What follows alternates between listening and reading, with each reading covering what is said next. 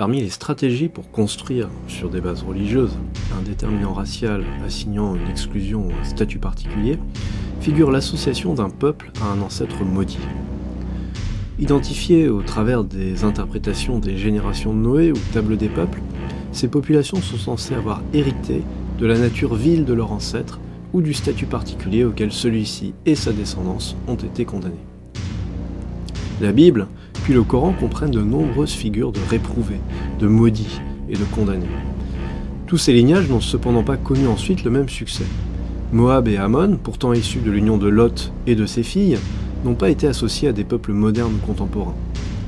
En revanche, ce n'est pas le cas de Canaan et de son père Cham, maudit par Noé et condamné à un esclavage perpétuel, de Caïn, meurtrier d'Abel, maudit et marqué par Dieu, ou d'Ésaü qui devient ensuite Édom, fils d'Isaac, réprouvé après que sa bénédiction paternelle lui a été volée par son frère puiné Jacob.